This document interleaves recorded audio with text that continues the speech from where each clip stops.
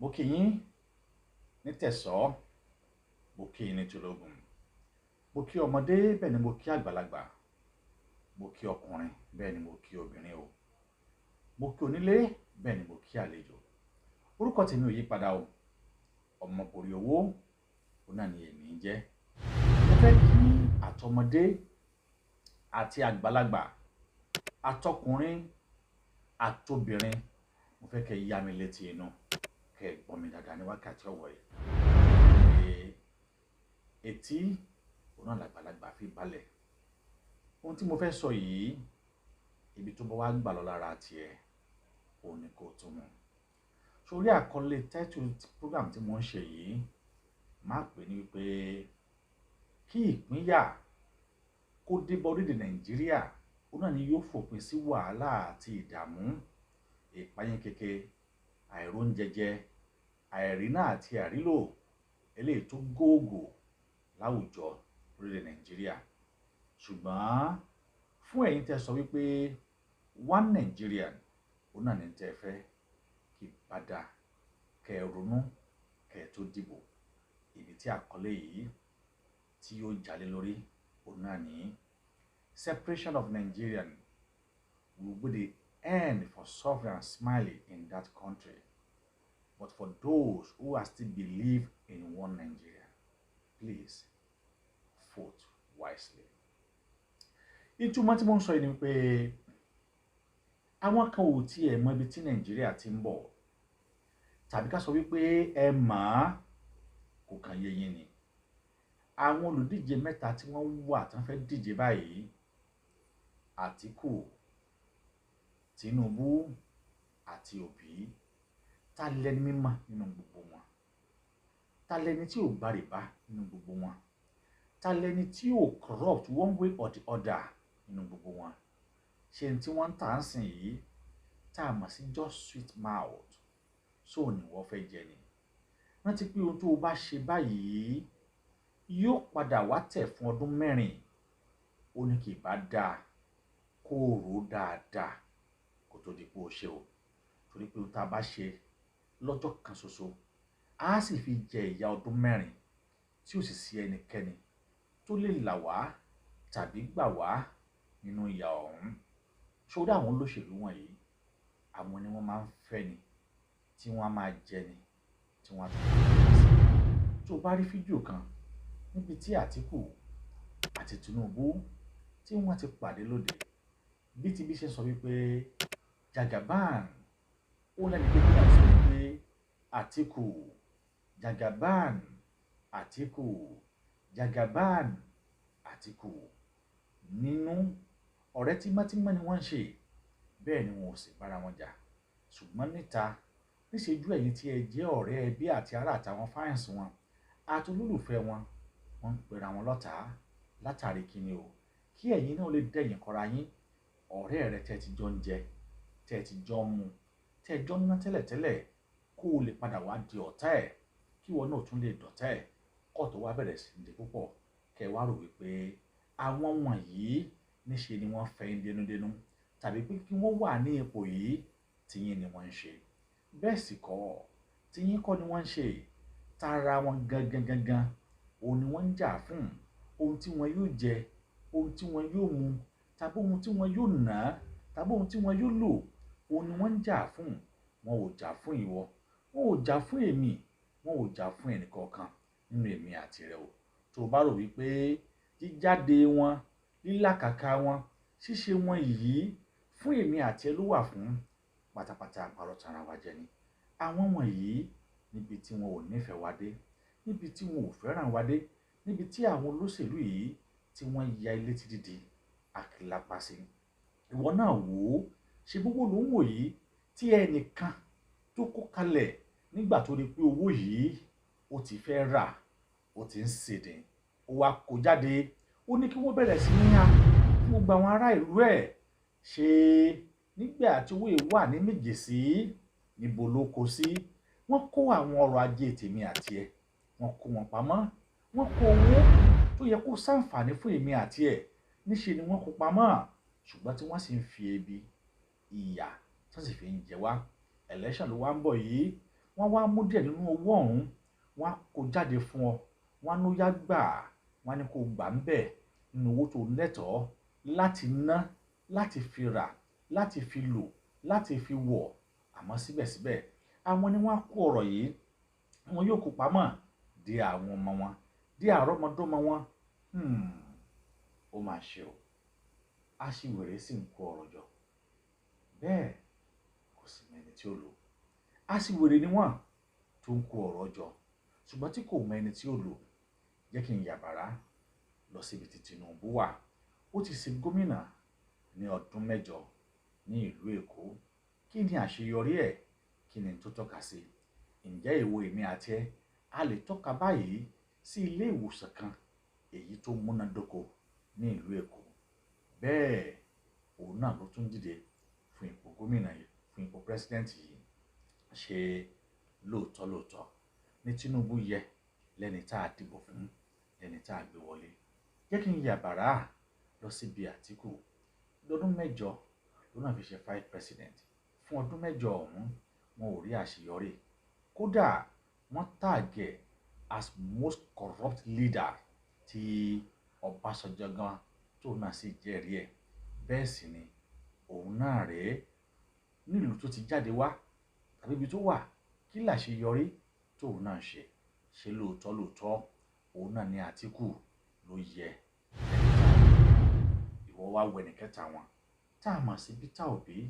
Arákùnrin yìí ó ń jà rìnrìn, ó ń jà fìtàfìtà wípé òun nìkan lòun mọ̀ nípa àwọn ìwà yìí, tó sì ń fi ìdí ẹ̀ múlẹ̀ wípé lóòótọ́ òun náà ni òun mọ̀ o. Ṣùgbọ́n ká sọ pé lóòótọ́ òun náà ni ó mọ̀. Ṣé bóun náà ti ṣe gọ́vnà ní ìlú ẹ̀ fún odidi ọdún 8? Kí làṣeyọrí tó náà? Ǹjẹ́ a lè tọ́ka sí ilé ìwé kan tàbí ilé ìwòsàn kan níbi tó náà ti ṣèjọba? Ǹjẹ́ a lè tọ́ka sí tó jẹ́ ilé ìwòsàn ìgbàlódé, eléyìí tó dáa, tó dùn wò? Kò sí. Ǹjẹ́ òun náà ṣó wá yẹ ẹni tá a dìbò fún? Nínú gbogbo pátá kò sí ẹnikẹ́ni tó yẹ láàdìbò fún nínú gbogbo wọn, nítorí wípé tìmùtìmù kẹ́gbin dà sínú ó lọ́rọ̀ tó ń wá nílẹ̀ yìí. Bá a bá ṣọ́ra èèyàn ó sì tún padà ra kúdẹ lára láti ọwọ́ Buhari. Ẹ wò ó, à ń wá ìyípadà sí ti dáadáa, ìyípadà sí ti rere, ìyípadà ó ní gbogbo ọmọ Nàìjíríà ń wà. Nígbà tí wọ́n bọ́ sọ́wọ́ Buhari, tí wọ́n gbé Buhari dé, a rò wípé ìyípadà ọ̀hún wọ́n ń pe bàbá Bùrá change, bàbá Buhari change. Ẹ wo tí change ọ̀hún, ẹ wo tó dákalẹ̀, ẹ wo ohun tí nǹkan dà lọ́jà. Ohun tá à ń rà ní 20 naira tẹ́lẹ̀tẹ́lẹ̀, ẹ wo bó ṣe gbówó lérí tó fò fẹ̀rẹ̀ tó di 200 naira. Bẹ́ẹ̀ búrẹ́dì lásán ó ti wá di oúnjẹ olówó. Gàárì ò ṣe mú mọ́ o, ó ti di oúnjẹ olówó. Ṣé bẹ́ẹ̀ òun náà látún wá ń lọ? Tí ìwọ ò bá gbọ́ mi yé dáadáa, torí àwọn wọ̀nyí tí a ń pè ní olóṣèlú, tá ń pè ní ọ̀jẹ̀lú, tá ń pè ní ọ̀jàlú yìí, wọn ò ní oore kan tí wọ́n fẹ́ ṣe èmi àti ẹ bí kì í ṣe wípé kí wọ́n tún pín wá ń pa, kí wọ́n dákún wàhálà ilé tó ń bẹ nílẹ̀. Àmọ́ tó bá gbà mí láàyè, mi ò bá sọ wípé ká pín ìbàdàn, ká pín ní ọ̀nà kan ṣoṣo tó lè fi òpin sí ìdààmú, wàhálà, ìpayínkeke àti fìtínà eléyìí tó ń bá ọmọ kóòtù òjìrè, eléyìí tó ń bá ìran ọmọ Biafra, eléyìí tó ń bá ìran Haúsá. Torí tá a bá pín, oníkálukú yóò lè ṣèlú ẹ̀ lọ́tọ̀ọ̀tọ̀. Sórí dídàwápọ̀ yìí, èyí tí wọ́n dà wá pọ̀ ní ọdún 1914, aburú ni wọ́n fi ṣe. Aburú wo ni wọ́n fi ṣe fún ìran wa? Aburú ni wọ́n fi ṣe fún àwọn bàbá wa àti àwọn bàbá ńlá wa èyí tí wọ́n tẹ́wọ́ gbà á lọ́jọ́ ọ̀hún. Aburú kí ni o? Aburú láti da ìbànújẹ́ sí inú ayọ̀ èyí tí ìran ọmọ aládé ti ṣe kóòtù òjìrè tí wọ́n ní. Aburú láti da wàhálà sí inú ìran ọmọ kóòtù òjìrè eléyìí èyí tí wọ́n ní. Aburú láti sọ ìkorò sí inú ìran ọmọ kóòtù òjìrè kí wọ́n má lè jèrè, kí wọ́n má lè fèrè jẹ̀kọ́, kí wọ́n má lè lo ohun tọ́lọ́run fún wọn gẹ́gẹ́ bí ọrọ̀ ajé láti lè fi tan ẹbí, tan ará ìlú aburú ọ̀hún ó lè ní àti ẹ̀ ó là ń bẹ́ńbẹ́ lónìí a sì lè bọ́ńbẹ́ torí wípé tí èmi àti ẹ bá fọwọ́sowọ́pọ̀ báyìí á padà bọ́ńbẹ́ ohun ayọ̀ ló sì gba ẹnu wa sórí one Nigerian one Nigerian one Nigeria orúkọ ńlá orúkọ tó tóbi orúkọ tí kaniláyà orúkọ tí dẹ́rù bani orúkọ tí mójòjò múni nítorí wípé gbogbo àwọn tí wọ́n gbàgbọ́ nínú one Nigeria yìí ni wọn ò lè tọ́ka sí àṣeyọrí kan báyìí eléyìí tí one Nigeria ọ̀hún tó ti ṣe fún wọn àìsí lè tọ́ka sí yìí wọ́n sì tún dúró sínú ẹ̀ wípé àní inú ẹ̀ òun làwọn ò kù sí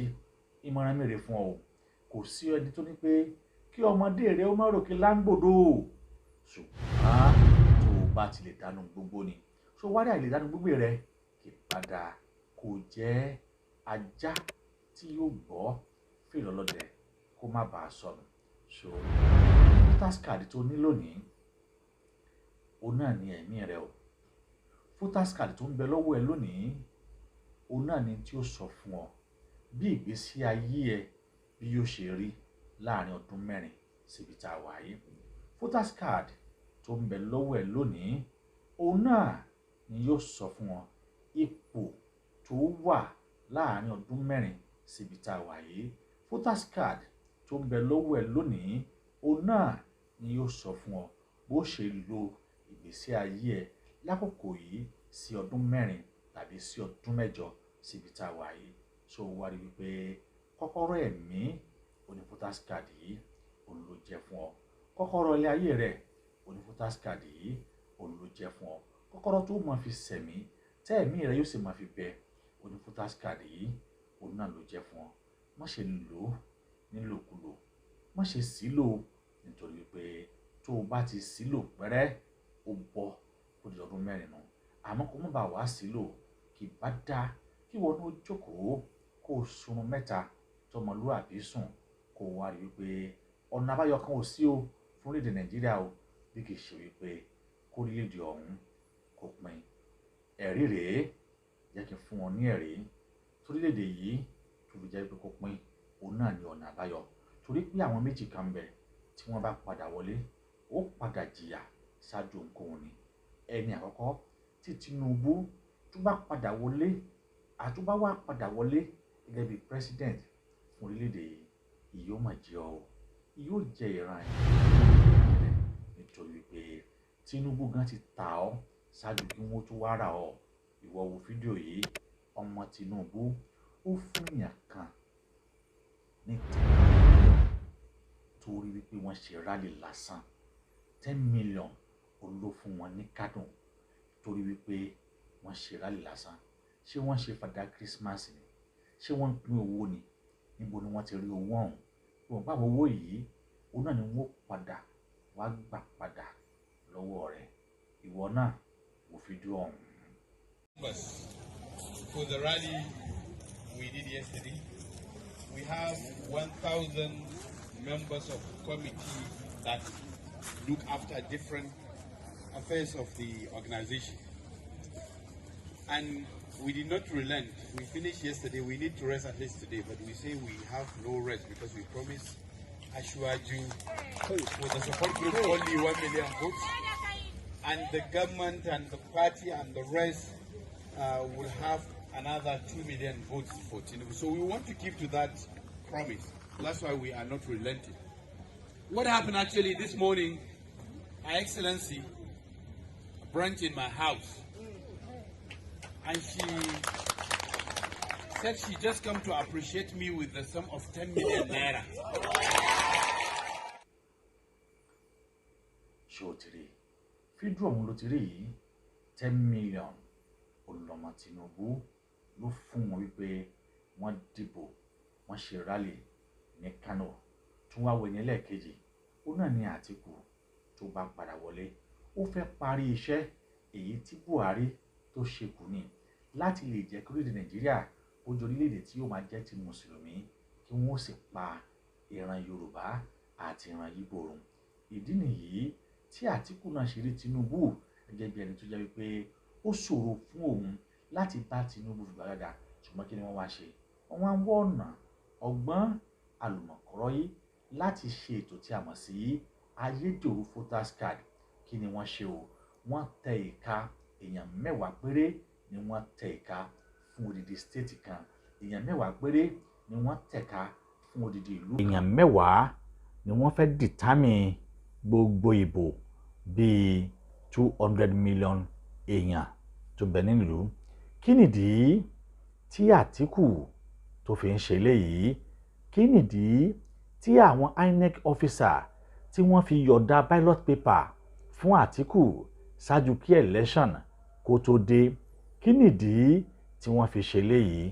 Ìwọ wò ó, jẹ́ kí n gbé ìrìn àjò eléyìí tí yóò ṣe ọ ní kàyéfì, tí ó sì dẹ́rù bọ́. Jẹ́ ká jọ mú báyìí látijọ́ tí wọ́n ti dá Nàìjíríà sílẹ̀.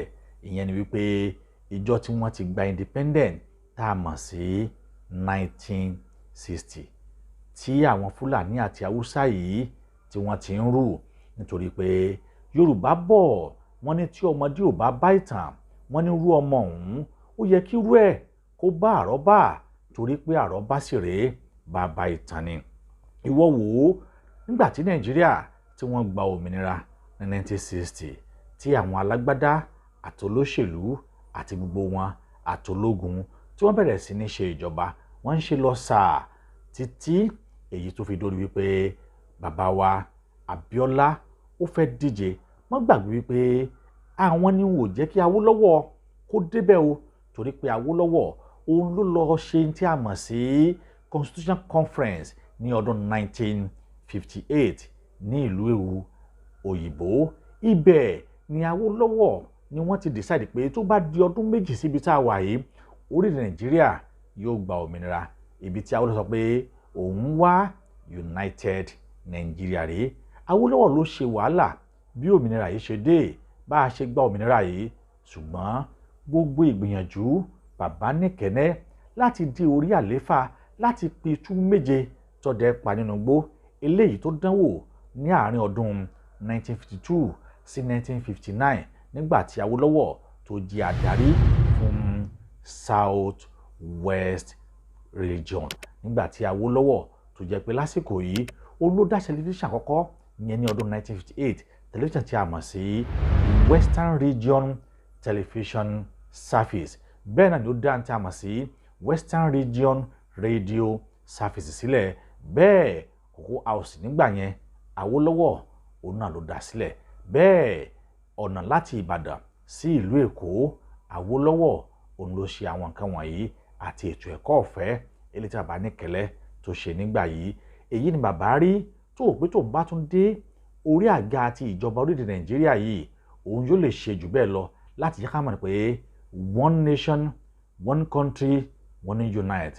Ṣùgbọ́n síbẹ̀síbẹ̀ nítorí àwọn bìrìtìkó tí wọ́n ti mọrú ọpọlọ àti ìmọ̀ tó ń bẹ nínú Awólọ́wọ̀, wọ́n mọ̀ wípé àwọn ò lè rí nǹkan kan tí Awólọ́wọ̀ bá débẹ̀.